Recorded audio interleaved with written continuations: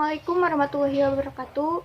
Izin memperkenalkan diri. Perkenalkan, nama saya Dina Sari dengan NVM 311211004 dari program studi D3 Kebidanan Fitkes Ilmu dan Teknologi Kesehatan Universitas Jenderal Ahmad Yani. Di sini saya akan menjelaskan mengenai anatomi kepala pada bayi, kemudian bidang Heart and Station, serta mekanisme dalam persalinan. Baik, langsung saja hal yang perlu pertama kita bahas itu yaitu anatomi kepala janin. Nah, di anatomi kepala janin itu terdapat beberapa tulang atau sutura yang nanti akan kita bahas satu persatu. Nah, yang pertama itu kita bahas akan mengenai tulang wajah. Ini tulang wajah. Ini tuh tulang wajah. Nah, di bagian pertama itu ada tulang dahi yang disebut dengan frontal bone. Yang kedua ini adalah tulang pipi yang disebut zygomatic bone. Yang ini, tulang dahi itu yang ini. Kemudian yang ketiga ada tulang rahang atas yang disebut dengan maxilla. Kemudian ada tulang hidung yang berada di sini yang disebut dengan nasal bone. Dan yang terakhir itu adalah mandible. Baik, singkatnya yang pertama itu ini tulang dahi yang disebut dengan frontal bone. Kemudian yang kedua itu ada tulang pipi yang disebut dengan zygomatic bone. Yang ketiga itu ada tulang rahang atas yang disebut maxilla. Yang keempat tulang rahang bawah yang disebut mandible. Dan yang terakhir ini tulang hidung yang disebut dengan nasal bone. Seperti itu. Nah, untuk itu kita lanjut ke bagian anatomi ubun-ubun bayi. Ini yang ada di sebelah kiri dari tulang wajah. Baik, ini untuk lebih jelasnya, yang pertama itu di bagian ini ada occipital bone. Nah, di bagian ini. Kemudian yang kedua itu ada parietal bone yang terletak di sini. Yang ketiga ini di bagian depan yaitu frontal bone. Yang keempat itu ada metaphyseal suture. Yang kelima ada anterior fontanelle. Kemudian yang keenam ada coronal suture. Yang ketujuh di bagian belakang ini ada sagittal suture. Dan yang kedelapan itu ada posterior fontanelle. Dan yang terakhir itu ada lumboid suture. Baik, saya ulang terlebih dahulu untuk bagian ubun-ubun. Nah, di bagian ubun-ubun itu ada bagian depan dan bagian belakang. Nah, bagian depan itu yang terletak di sini, di dekat tulang dahi, dan yang ini bagian belakang. Nah, yang pertama itu di bagian belakang ada yang namanya occipital bone, kemudian ada yang namanya parietal bone, kemudian ada frontal bone yang di sini di bagian depan. Yang keempat ada metaphyseal suture. Yang kelima ada anterior fontanelle. Yang keenam masih di bagian depan itu ada coronal suture. Nah, di bagian ini, nah yang ini ada yang namanya sagittal suture, dan yang kedelapan ini ada posterior fontanelle, dan yang terakhir di bagian belakang di sini ada yang namanya lumboid suture. Nah, begitu untuk anatomi dari kepala janin. Terima kasih. Kemudian kita lanjut ke bagian sutura. Akan menjelaskan mengenai bagian-bagian dari sutura yang ada di anatomi kepala janin, masih di bagian ubun-ubun bayi. Nah, yang pertama itu adalah sutura frontalis. Nah, sutura frontalis ini yang terletak di sini, di bagian sini. Nah, sutura frontalis ini yang berbagi atau menyatukan kedua os parietal. Ini. Kemudian ada sutura coronaria. Ini sutura coronaria. Sutura coronaria itu yang membagi os parietalis dan os frontalis. Ini membagi. Kemudian ada sutura sagittaris yang terletak di sini. Kalau misalkan kalian tahu, ini sutura sagittaris, Sutura sagittaris ini yang membagi dextra dan sinistra, ini dan ini. Kemudian ada sutura lamboidea yang terletak di bagian belakang. Ini yang membagi antara varietal dan oksipital. Terima kasih. Nah, kemudian kita lanjut ke bidang Hodge. Ini. Nah, bidang Hodge itu merupakan salah satu garis khayal di dalam panggul ibu untuk menentukan atau mengetahui posisi penurunan janin atau posisi turunnya kepala janin. Nah, bidang Hodge juga itu diperlukan untuk menentukan sampai mana bagian terendah janin itu turun atau turun dalam panggul pada persalinan. Ini bidang Hodge. Bidang Hodge juga terbagi menjadi beberapa bidang. Yang pertama ada Hodge 1, panggul pada persalinan. Kenapa disebut sebagai garis khayal? Karena di sini kita tidak dapat mengetahui bagaimana di dalamnya. Kita hanya bisa membayangkan seperti itu. Kemudian terdapat bagian-bagian di bidang Hodge. Ini Hodge 1, ini Hodge 2, ini Hodge 3, dan ini Hodge 4. Nah, bidang Hodge 1 itu bidang yang dibentuk pada lingkaran pintu atas panggul dengan bagian atas simpisis dan promontorium. Jadi untuk kita mengetahui Hodge 1 itu kuncinya ada di sejajar dengan promontorium.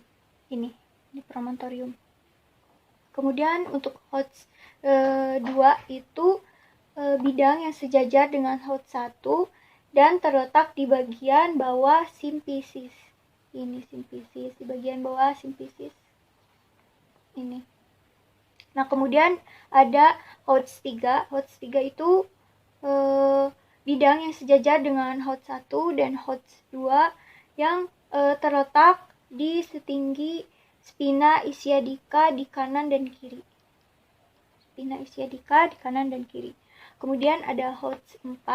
Bidang ini sejajar dengan Hodge 1, Hodge 2, dan Hodge 3 yang letaknya itu setinggi coccygis. Nah, ini coccygis. Ini bagian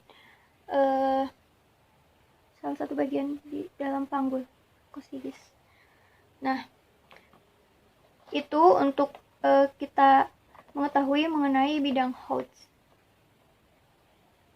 Nah, karena tadi kita membahas mengenai bidang Hodge, nah selanjutnya kita akan membahas mengenai station. Sebenarnya bidang Hodge dan station itu merupakan sebuah bidang yang saling berhubungan.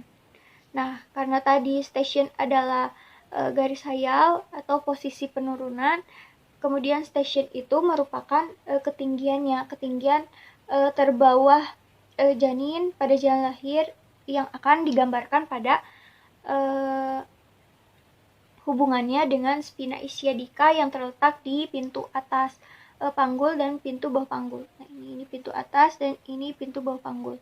Nah, karena station adalah penurunan kepala, jadi singkatnya kalau janin sudah berada di plus 3, itu tandanya janin siap untuk dilahirkan. Kalau misalkan janin berada di min 4, min 5, min 2, min 1, berarti janin belum siap untuk dilahirkan. Baik, selanjutnya untuk materi yang terakhir itu kita akan membahas mengenai mekanisme di dalam persalinan. Nah, untuk itu kita perlu mengetahui tahap-tahapan di dalam persalinan itu seperti apa. Yang pertama itu ada tahap engagement, yang dimana engagement ini kepala memasuki pintu atas panggul dengan adanya kontraksi. Di mana dengan adanya kontraksi itu kepala akan terus-menerus turun. Kemudian ada juga yang disebut descent. Descent itu merupakan salah satu proses turunnya sutura sagittalis dalam keadaan melintang dengan sejajar dengan sumbu jalan lahir. Nah, hal itu disebut dengan sinklitismus. Nah, jika salah satu kepala janin mendekati ke arah promontorium, ke arah ini, maka ini disebut dengan asinklitismus. Kemudian apabila kepala janin mendekati ke arah simfisis, ke arah ini, kemudian ini disebut dengan asinklitismus posterior. Jadi kalau misalkan mendekati jika kepala janin ke arah mendekati promontorium disebut asinklitismus. Kemudian kalau misalkan mendekati ke arah simfisis disebut dengan asinklitismus posterior. Dan kalau misalkan keadaannya melintang atau sejajar dengan sumbu jalan lahirnya itu disebut sinklitismus. Nah, kemudian ketika bayi sudah mendekati Hodge 3 ini di Hodge 3 atau mendekati spina ischiadica dan menyesuaikan dengan jalan lahirnya, maka kepala bayi atau janin itu akan mengalami yang namanya pleksi. Pleksi itu yang dimana merupakan sebuah pleksi. Nah, pleksi itu termasuk ke dalam bagian dagu yang mendekati dada janin seperti ini. Nah, ini pleksi. Dagu mendekati dada janin. Kemudian karena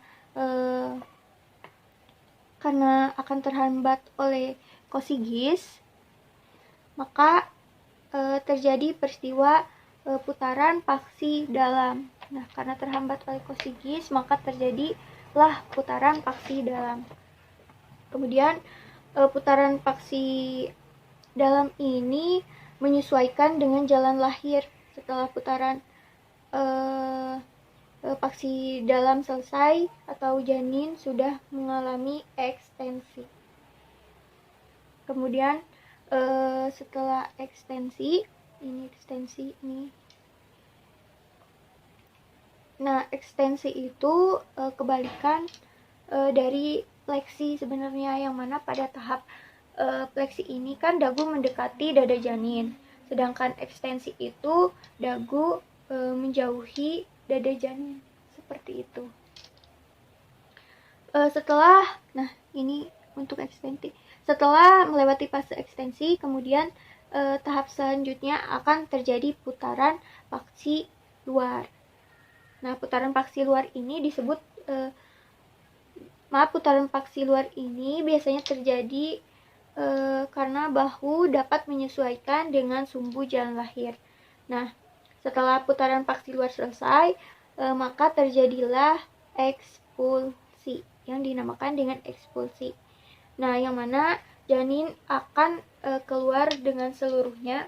Nah, posisi janin setelah keluar itu dalam keadaan varietal, tidak tegak tetapi varietal seperti ini. Maka terjadilah ekspulsi dan janin lahir dengan seluruhnya.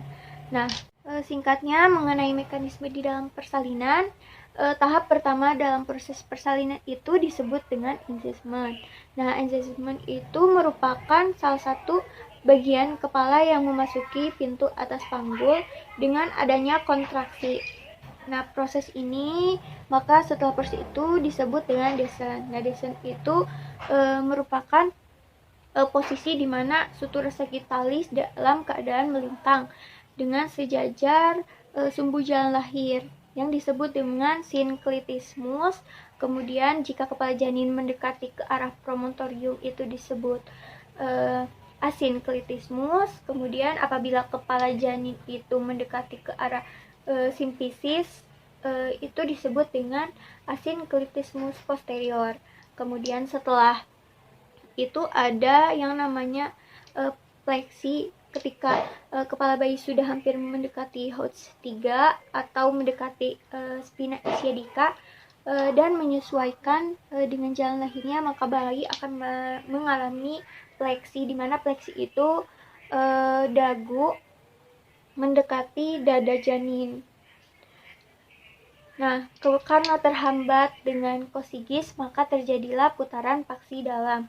Nah, putaran paksi dalam itu bisa menyesuaikan dengan jalan lahir.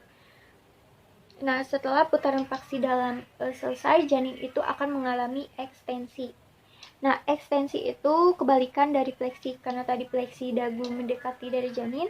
Kalau ekstensi itu dagu menjauhi dada janin, seperti pada gambar ini. Pada pleksi dagu mendekati dada, pada ekstensi dagu menjauhi dada. Kemudian setelah ekstensi ada yang dinamakan dengan putaran paksi luar. Nah, putaran paksi luar ini bisa menyesuaikan dengan sumbu jalan lahir. Nah, bisa menyesuaikan dengan sumbu jalan lahirnya. Setelah putaran paksi luar itu selesai, maka terjadilah yang namanya ekspulsi. Nah, ekspulsi ini janin akan keluar dengan seluruhnya, posisinya itu tadi seperti pariental. Nah, seperti ini pariental, tidak tidak sejajar, tetap pariental. Kemudian setelah terjadinya ekspulsi itu, maka janin akan keluar dengan seluruhnya, seperti itu. Nah, kemudian ada presentasi bokong dan posisi sungsang. Nah, presentasi bokong itu biasanya letak janin itu memanjang di bagian terendahnya bokong, seperti ini. Kemudian kaki atau kombinasi keduanya. Nah, seperti ini. Faktor risiko terjadinya presentasi bokong adalah panggul sempit, kemudian tali pusar juga bisa memendek. Itu hal yang yang paling berbahaya dari presentasi bokong. Kemudian ada posisi sungsang. Nah, posisi sungsang itu yaitu kebalikan dari kepala, yang seharusnya di mana bagian kepala janin itu harus berada di jalan lahir. Nah, kalau posisi sungsang itu bagian kaki berada di jalan lahir. Kemudian ada juga nih 3 jenis posisi sungsang di dalam kandungan. Nah, yang pertama itu ada yang disebut dengan praying bridge. Nah, posisi itu saat kedua kaki berada di atas tepat di wajahnya, seperti ini. Ini semua itu adalah posisi sungsang atau posisi bayi yang berada bukan seharusnya pada posisi persalinan. Nah, ini ada posisi Prince Bridge yang dimana kedua kaki berada di atas tepat di tempat wajahnya. Kemudian ada complete bridge yang dimana saat lutut dan kaki bayi menukuk seolah sedang berjongkok, seperti ini. Ini posisi complete bridge dan ini posisi Prince bridge. Kemudian ada juga incomplete bridge, yang incomplete bridge. Nah, yang dimana pada saat itu posisi kaki bayi berada di atas, sementara sebelah kakinya lagi di bawah. Seperti ini.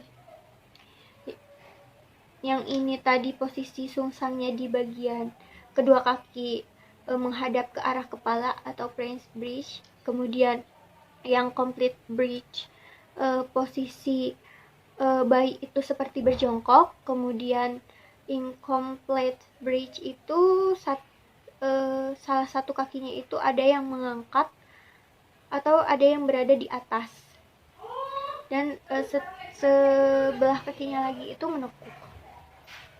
Lanjut, ada presentasi muka dan posisi lintang.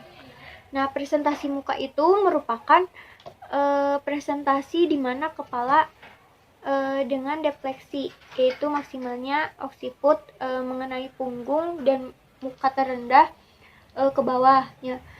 Kemudian penyebab presentasi muka yaitu adanya pembesaran leher yang nyata atau lilitan tali pusat di sekitar leher yang dapat menyebabkan ekstensi.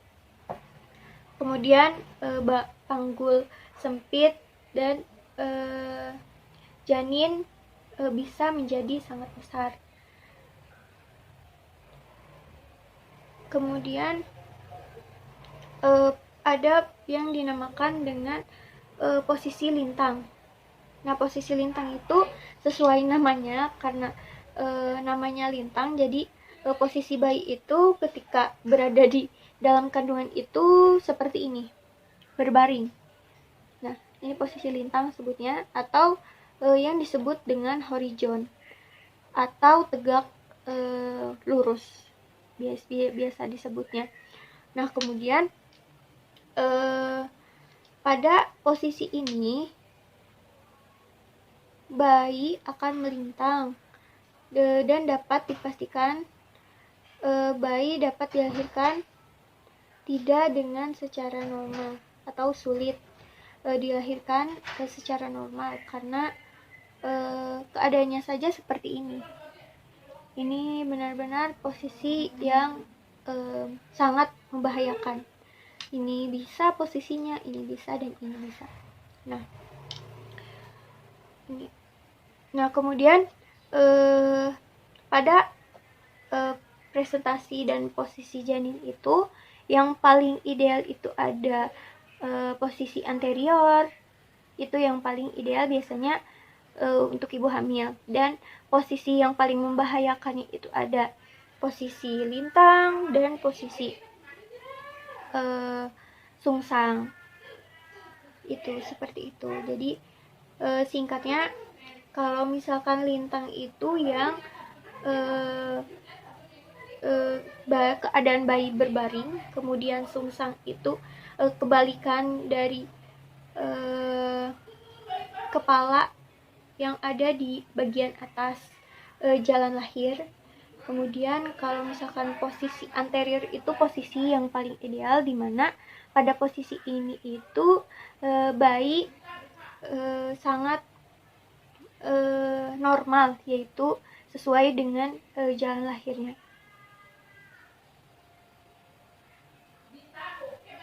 Segala kekurangan dan kelebihannya, karena saya di sini juga masih dalam tahap belajar.